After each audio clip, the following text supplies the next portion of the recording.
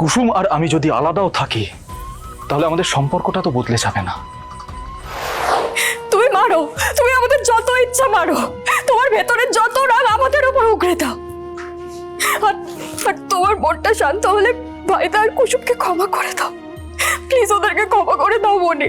তুমি আজকে আমার যন্ত্রণা বুঝবে না অনুশ্রী, বুঝবে কবে জানো?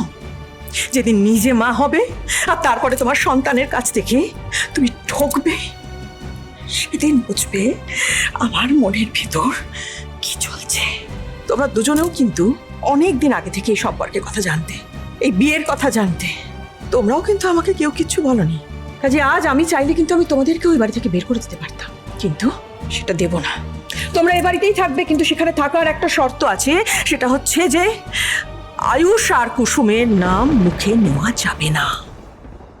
আমি তো আমার ভাইদা আর বৌদির নাম নেবই নেব, ততক্ষণ নেব যতক্ষণ না ওরা এই বাড়িতে ফিরে আসছে।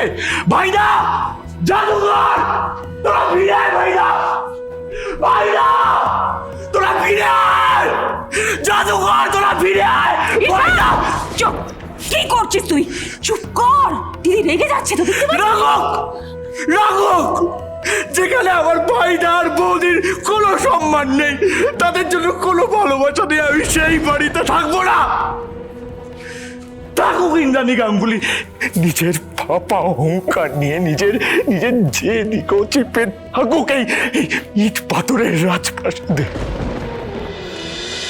মা, তোমার দুই ছেলে আর দুই বৌমা এখান থেকে চলে যাচ্ছে, আর কোনোদিনও ফিরবে না। আমার ভাইদা আর আমার বৌদি যেখানে থাকবে আমিও সেখানেই থাকবো। অনু, যাবে আমার সাথে? যাবো। তবে চলো। ঈশান, ঈশান,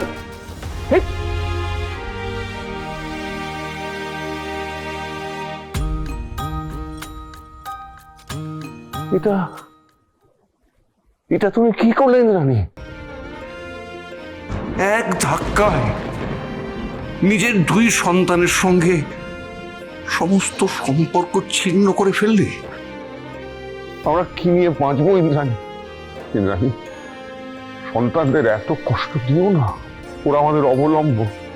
ইন্দ্রাণী, আমি আমার দুই ছেলে, আমার দুই বৌমা, এদের ছাড়া আমি বাঁচতে পারবো না ইন্দ্রাণী। আমি যে মরে যাবো। আর আমি আজ যে আমি বেঁচে থেকেও মরে গেছি রাজ।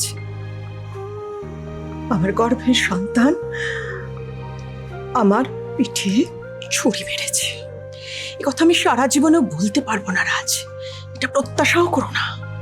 তুমি অন্তত জানো রাজ, ইন্দ্রাণী গাঙ্গুলি নিজের মাথা কেটে ফেলে দেবে, তবু মাথা ঝোঁকাবে না। আমার বড় ছেলে আর তার বিবাহিত স্ত্রী, তাদের সঙ্গে আমি কোনো সম্পর্ক রাখবো না রাজ। এবার তুমি ঠিক করো কার দিকে থাকবে। তুমি চাইলেই তোমার বড় ছেলে আর তার স্ত্রীর সঙ্গে থাকতে পারো, কিন্তু তাহলে যে তোমাকেও আমায় ত্যাগ করতে হবে রাজ। কুসুম, এদিকে এসো। কাকা, কাকা একবার বেরিয়ে এসো না। কাকা, এরকমটা করো না কাকা। ছেড়ে দিন ছোট সাহেব, ছেড়ে দিন। বাবা বাবা দরজা খুলবে না, আমাদের এখন অন্য জায়গায় গিয়ে থাকার ব্যবস্থা করতে হবে। না না না না কুসুম, না, সবাই আমাদের সাথে এরকমটা করতে পারে না। প্রথমে মা, তারপর শঙ্কর কাকা, সবাই আমাদের সাথে সম্পর্ক নষ্ট করতে পারে না কুসুম। আমি দেখছি। কাকা, কাকা একটু বেরিয়ে এসো, আমার তোমার সাথে কথা বলার আছে। কাকা, শঙ্কর কাকা,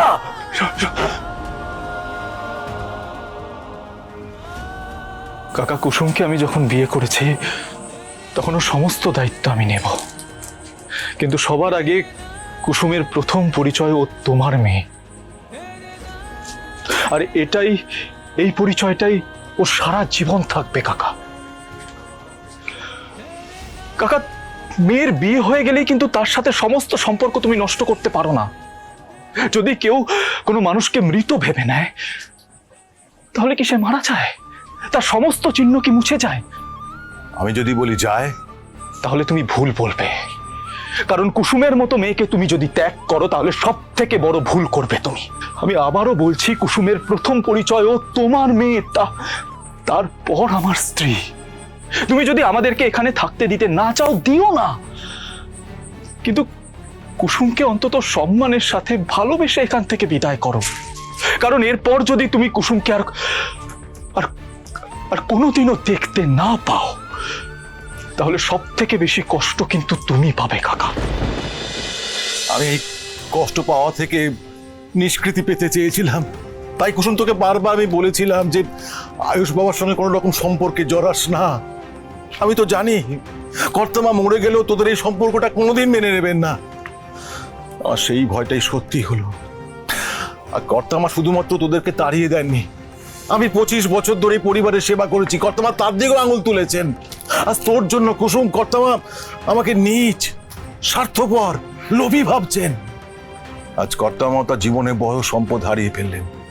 যে ছেলেকে প্রাণ দিয়ে ভালোবাসে, বুকে পাথর চাপা দিয়ে সেই ছেলেকে ঘর থেকে বেরিয়ে যাওয়ার আদেশ দিলেন। আর কুসুম, এর জন্য দায়ী শুধুমাত্র তুই। না কাকা, কুসুম কোনো পাপ করেনি। আর তুমি আমার স্ত্রীকে কোনো দোষারোপ করতে পারো না বাবা। কি বলে ডাকলে? বাবা? আমি যেদিন থেকে কুসুমকে আমার স্ত্রী হিসেবে মেনে নিয়েছি, আমার সেদিন থেকেই তোমাকে বাবা বলে ডাকা উচিত ছিল। না না না, এই ডাকের যোগ্য আমি নই। না, তুমি আমার কাছে চিরদিন মালিকই থাকবে আয়ুষ বাবা।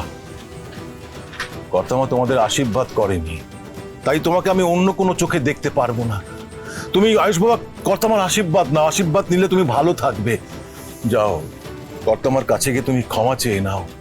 একটা কাজের লোককে সঙ্গে রাখার জেদটা ছাড়ো আয়ুষ বাবা। আমি কথা দিচ্ছি আয়ুষ বাবা, কুসুম আমার ঘরে তোমার স্ত্রীর মর্যাদায় মালকিনের মতো থাকবে। আমি নিজে ওর খেয়াল রাখবো। তুমি তুমি ওকে রেখে তুমি তোমার বাড়ি চলে যাও, মায়ের পছন্দ মতো নিজের সংসারটা সাজাও। কুসুম, তুইও আয়ুষ বাবাকে ভুলে যা। আয় আমার সঙ্গে আয়। কাকা, এটা কোনো সমাধান হতে পারে না। কুসুম আর আমি যদি আলাদাও থাকি, তাহলে আমাদের সম্পর্কটা তো বদলে যাবে না। তাই আমরা যদি রাস্তাতেও থাকি, একসাথেই থাকবো। কেউ আমাদের দূরে করতে পারবে না, কেউ না। কুসুম, আমাদের বেরোতে হবে, চলো।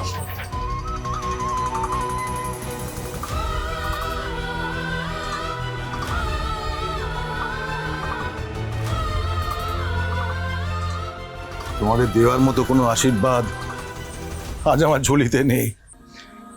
তুমি শুধু এটুকুই আশীর্বাদ করো, যাতে খুব তাড়াতাড়ি আবার আমরা এখানে ফিরতে পারি। যেখানেই থাকো, যতদিন থাকো, গাঙ্গুলি পরিবারের মান সম্মানটা বজায় রেখো।